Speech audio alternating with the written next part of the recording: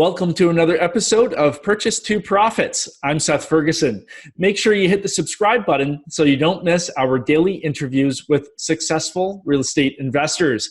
Our guest today purchased her first rental in 2002 and is now a partner in over $240 million of real estate assets, including more than 200 residential units and nearly 1,500 self-storage units. Whitney Elkins-Hutten is the founder of Ash Capital. Whitney, welcome to Purchase to Profits. It's great to have you on the show. Yeah, thank you for having me. Really looking forward to this. Let's kick things off and talk about your real estate goals right now. Where are you looking to go in real estate? Yeah, so we, our current portfolio, we have 20 active single family investments. And what we're doing, our current goals is that we're repositioning those assets through refinance, cash outs, and sales into syndication. So we're continuing to build on our syndication side. So we're a partner in 2,100 residential units and 1,400 self-storage. Wow, that's awesome. So yeah. Would it be safe to say that your goal now then is to fully transition, or are you still looking to keep those single family homes? You know, we've kind of found a sweet spot, and we have a way to add value to the community through rehabbing single family homes, pushing equity in the homes, and it's kind of like a little money bank. We build up enough cash assets through those 20 homes, and then we might peel a few off through a sale or refinance, pull the equity out of them, and then reposition that in syndication, and then we'll just go ahead and kind of backfill.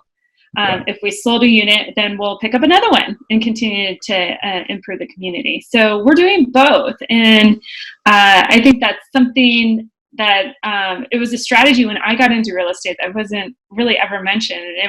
Actually, I heard about it just kind of in passing on a podcast on Bigger Pockets. And I'm like, oh, wait a second. That's amazing. Like, why wouldn't you do that? So that way you don't have to earn all the income from a day job or from flipping. You have multiple exit strategies. So when we pick up a house and we put it in that 20 unit, 25 unit portfolio, it kind of ebbs and flows. We're able to hold on to it until the market timing is right in order to reposition it. And it can go to a retail sale, a investor sale, or sometimes we have a retail sale going on now, a residential flip to an investor going on, and then also a cash out refi going on, and all that'll get pulled up into a pot of money, and then we'll put it into syndication and build the passive side of our portfolio that way. Nice. And you mentioned a really important point. Lots of beginner investors don't think about their exit strategies and have a couple different ways it can go, because no plan ever goes exactly to plan. You nailed it right on the head in terms of you need multiple exits. Yeah, and when we started building our portfolio, that came by trial and error. I mean, I heard people, or I read, listened to on blogs, everybody says, have multiple exit strategies. And I didn't really take that into heart until the past couple of years. And then, we didn't have market forces on us. Prices weren't going down. Rates were going up a little bit. But really we were, I think it's the dovetail of two different, pieces of wisdom. Have multiple exit strategies, and you make your money when you buy.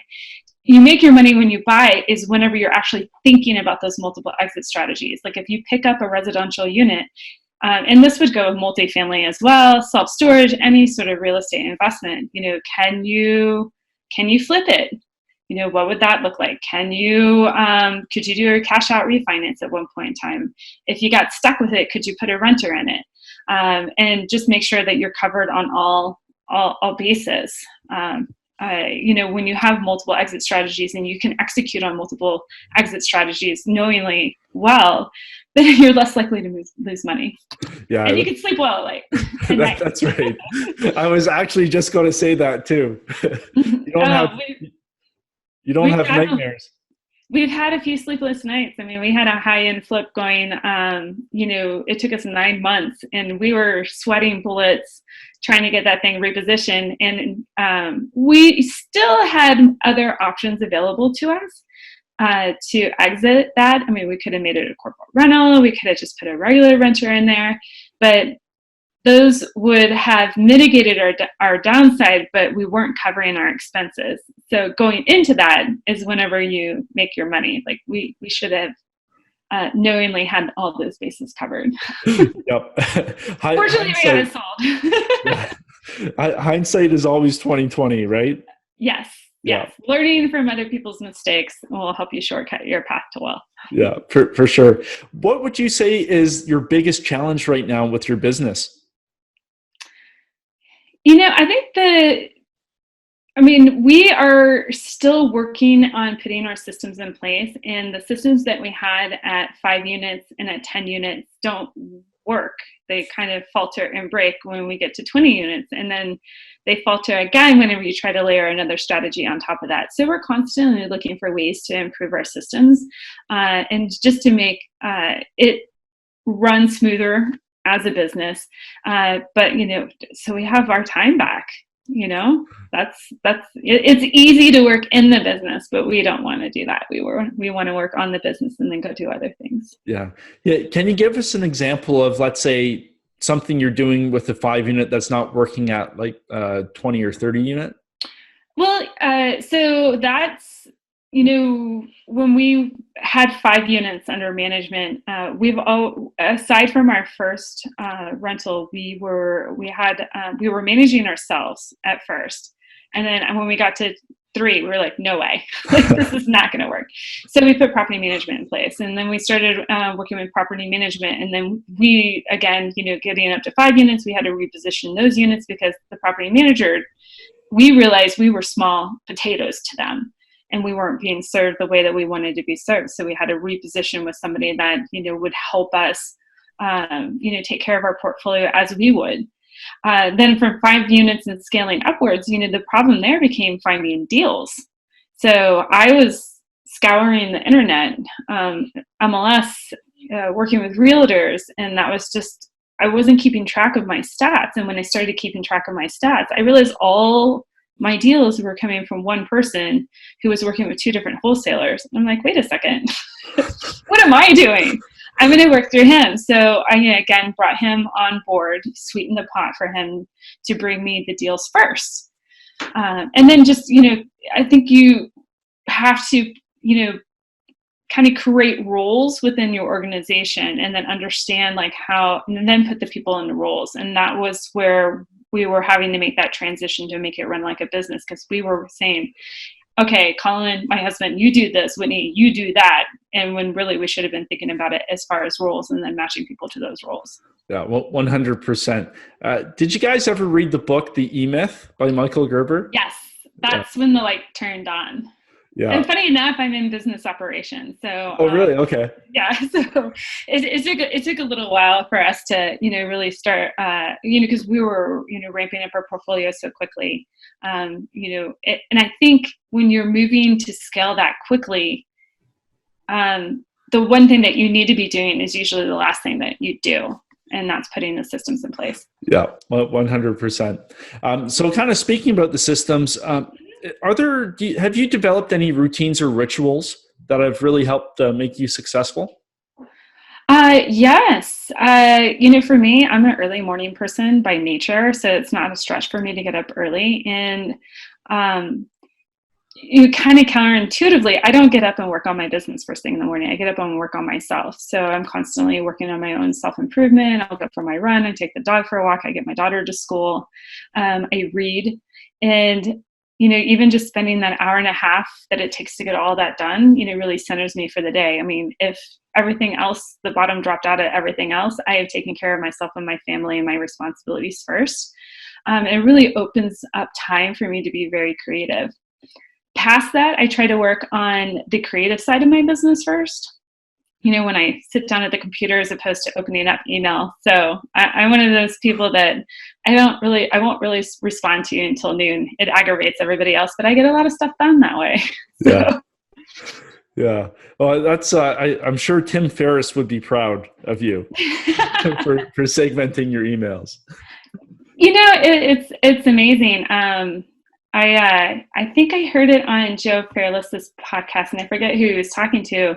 Even just stripping down my phone, I have only 4 apps on my home screen. I don't have any news. I don't have any Facebook or anything like that. And I'm far more productive. I haven't gone so far as to turn it grayscale if they suggested, but just, really just eliminating those things that that distract you, because willpower only goes so far. Yeah, no, that's so true. What was it that got you involved in real estate investing in the first place? Were you talking with somebody, or did you read a book, or did you have some family? Yeah, so in 2002, I was in a relationship and we decided to buy a house. I think I had read I had read Rich Dad, Poor Dad. However, I was the person that executed it all wrong. I got the mindset piece, but I totally violated every law of immutable real estate. About a month after I closed on that property, the relationship went south, and now here I had a property and a mortgage and owned it all on my own. I was like, "Ooh, okay." So stuffed a bunch of roommates in there, and it needed rehab too. Muddled my way through the rehab, and then about 11 months later, was able to sell the house. I hadn't been paying the mortgage this whole entire time. I had renters in there. I had $300 cash in my pocket every month, and I walked away with $52,000. Thought it was the coolest thing since sliced bread. And then went and bought a mountain home. This is where I executed poorly. Bought it in the wrong area of town. It had 19 steps, which is treacherous in the wintertime, in a community that's mostly chock full of retirees, and no 60-year-old wants to walk 19 steps from the driveway to the front porch. They get halfway at 8,000 feet of elevation. They get halfway up the steps and they would just be breathing hard and they'd walk away. Almost lost it all in that next deal. So I was back to zero. So fast forward a few years, my husband and I had met each other. Actually, we'd actually met during this time that I almost lost it all on that deal. And he just thought I was crazy when I said I wanted to get into real estate. He was like, "You don't know what you're doing." I'm like, "Actually, I've made every mistake. I now know what I'm doing." I know, and I'm not going to do that again.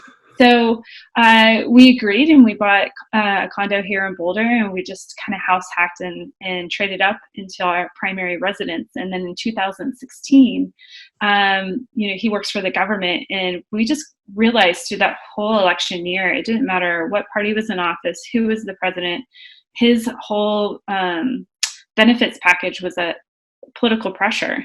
And so we had a small family, we had a daughter at home, and we were just like, we have to figure this out for ourselves because we don't know what will happen. So we went and bought a house. And we did it all wrong again. We didn't do it all wrong, but we bought locally, but we didn't align what our goals were, which was creating cash flow. We had bought a house that was appreciating, but not making hardly any cash flow. And then, over the course of the next 4 to 6 months was just a complete crash course for us on, what our goals truly were in real estate, what markets we needed to be in, how were we going to divide our equity and actually start scaling. Yeah. And here we are today. So what sort of things did you have to change then about how you thought about real estate in order to go from those single family homes to now scaling up to larger commercial properties? I think first of all, it's just realizing that you can't do it all yourself, that there's a power in partnership. And so, and understanding that, yes, you have a single family home and you might feel warm and fuzzy that you can pull all the strings on the asset and feel like you're in total control. You're really at the mercy of how well the property manager is running the property and the tenant that is placed in the property. If you can control those things fairly well, then you're ahead of the game. Now, single family homes, you're either 100% occupied or you're 100% vacant. So that's really where we knew we had to hold more than 1, 2, 3, even 5, that we needed to scale up quicker. Yeah. And here I spend more time on 3 houses in our 20 house 20 single family house portfolio than I do on the whole rest of our portfolio combined. That's really when the light came on that we wanted to get into multifamily. But then you have to start solving multiple pieces of the puzzle if you're going to do it yourself. You have to solve the lending, you have to solve the realtor, you have to solve the market. And that's really where the power of partnership comes into play. And so, also, how do you build a track record? So we started off building a track record as a limited partner and started picking up units that way, and then realized, hey, we kind of like somebody else holding the loan and finding the deal. They can do it so much better than we can. They have systems in place. They have the asset or the acquisition, team in place. They have the asset management team in place. They can, get a better deal on a loan than I ever could. So, we're in the stage now where we're transitioning from limited partnership into more of a GP role through capital raising. But it's kind of like people going from turnkey to BRRRR investing, which is what we did too. There's no shame in doing that. It gets you going, it gets you moving, where so many people would say, general partnership or bust. For us, it's like, no, how do we build our education and get paid for it at the same time? Yeah, that's a really good way of looking at it. Did you ever raise capital for the single family homes, or did you do that all yourself? We did. So we initially started with our own capital and savings, and then we moved to the BRRRR model. So we didn't have to raise our own capital for that. We were pushing the equity in the house, and so we were using hard money and private money for that. So we weren't putting together a fund. If we chose to if we continued to go down that path, and we actually hit an inflection point where we were, hey, if we're going to hit the numbers that we want to in 2019, we could either double our single family homes and hit 40 this year, or we can continue to step into our limited partnership and find ways to get them to the general partnership side. I hyperventilated whenever the number 40 came across, whenever I crunched all the numbers. My husband was like, amazing, we'll just get 40 houses. And I'm like, no. Maybe 40 units, like a multifamily, but 40 single family homes, like, wow. No. Yeah, that's we've had some guests on the show where they own a couple hundred single family homes, and I have no idea how they do it. They have strong systems in place. They have a team, right? Yeah. And I think that's, again, it's an inflection point where you have to make a decision. Are you going to actually, were we going to go down this path of having 40 single family homes? We were going to have, full on bookkeeping in place, somebody to manage even just the day-to-day communication from the property managers that we had to make decisions on. So we're going to have somebody, we're going to have to start putting a team in place. Or do we skip that and leverage somebody else's system that is already in place? Yeah. Because again, it goes back to, like, what is it that you actually want? For us, we want our time back. So I didn't want to buy myself yet another job. I mean, that's why I've done flips before. I don't like flipping because you buy yourself another job. Mm-hmm. Yeah, no, that's so true. So how is raising capital, because this is something new to you now, because you did the BRRRR strategy with the single family homes. What's it like getting out there and speaking with investors? I totally love it. I'm partner up in a group actually with Good Egg Investments. And so, I didn't come into it. I didn't have to kind of create my own systems. I plugged into a system that was already there, and it's like drinking from a fire hose, but it's amazing. I can talk about real estate all day long and finances. And so, that's, when you can match your passion with what you're doing every single day, it's pretty easy. Yeah. Actually, we had Julie on the show about 3 or 4 months ago. Yes. Yeah. So lots of good stuff happening over there with Good Egg. So, as your portfolio started, as you were building it and acquiring more properties, did you ever hit any plateaus where you felt like you were maxed out and then had to change things up to break through? Absolutely. So there was another inflection point that happened for us. We picked up our first 6 properties, and we had actually we had 2 more under contract. And, we knew we were going to be kind of tapped out of capital at that point in time. Um, and then I lost my job. Oh no. So for most people, I mean, don't get me wrong, I cried, but I knew I could see it coming. I knew my job had an expiration date. That was another kind of impetus for us to get into real estate. And we had these 2 properties under contract, and my husband was like, "What's going to happen?" I'm like, "I don't know." So I called my lender. My lender shut me down. He was like, "I can't do these loans for you." And I'm like, "You got to be kidding me! There has to be a way." He was like, "Sorry, you're done." And then about 2 hours later, I dried my tears, and I looked at my husband and I'm like, "Wait a second, you can qualify for a loan." Called the lender back. And I was like, "What about my husband?" He was like, "Oh yeah, he can get a loan." I'm like, "Well, why didn't you say that?" So, I think it's whenever you hit an obstacle, you have to continue to ask, how can I? How can I? Or even another great question is, why? Mm-hmm. Like, you can't qualify for a loan. I should have been asking, well, why can't I? Well, because you don't have the income. Okay, great. I don't have the income. How can I get the income? Well, do you have a husband? Yeah, you know that, So Yeah. I think it's just continuing to ask questions and not really taking the first no or not now at face value. Yeah. The other thing, that happened about that time is that we had our block on capital. I mean, we were kind of tapped out once we closed those homes.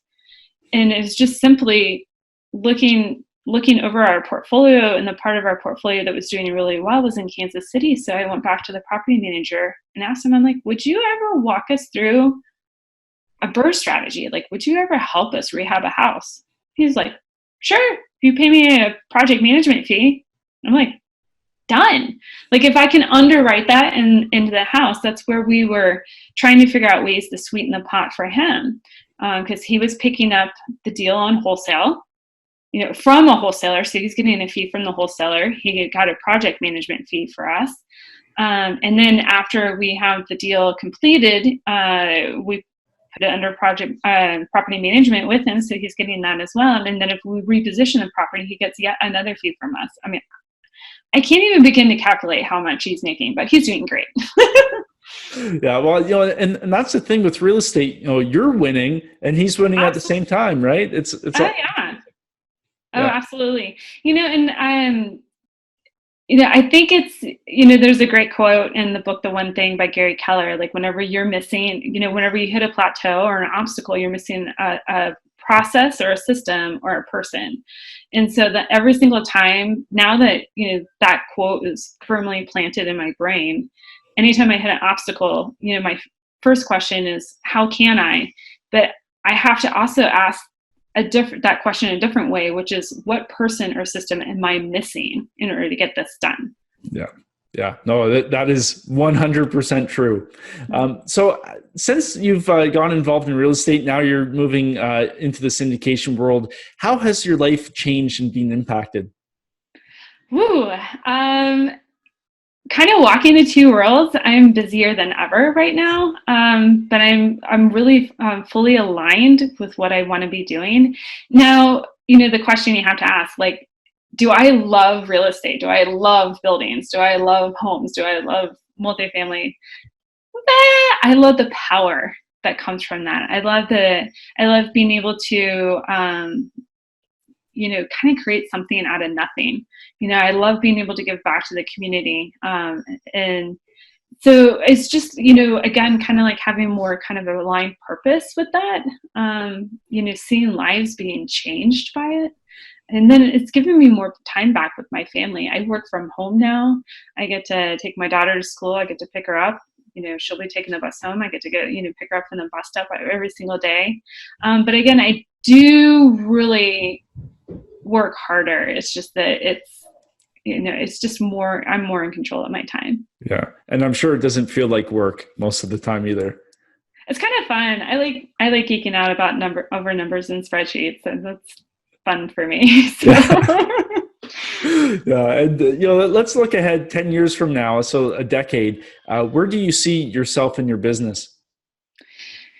You know, I would like to continue to still be doing the same thing, but I would like to, I really see myself bringing my daughter into it and really teaching her the power of being able to, whether she goes into real estate or not, it's really just teaching her the power that she's in full control of her financial choices, and that there are ways that you don't have to go to school and spend $80,000 on a degree in order to do it. Really being able to teach her how money works. And then also at Ash Wealth, Ash Capital LLC as well, like that's what I do is I coach people to be able to rethink, change their mindsets, but actually learn how money works, because we weren't taught that in school. And unfortunately, our world continues to, put us in different, teach us about various positions, 401ks, IRAs, and stuff like that. They have a time and a place, but they may not be the best choice for you in order to build your own wealth. Yeah, that's so true. How old's your daughter now? She's 7. 7. Yeah. But my little guy is almost 3. And you know how you were talking about, thinking how to bring her into the business and teach her. That's one of the things on my mind is, what can I do at certain ages to reinforce that message and get him thinking a different way? We actually started playing, there's a cash flow game for kids. And we started playing that with her when she was about 3.5, like when she could do kind of basic math. Yeah. 1 + 1 = 2, like, that sort of thing. And then you have taxes and then it all disappears.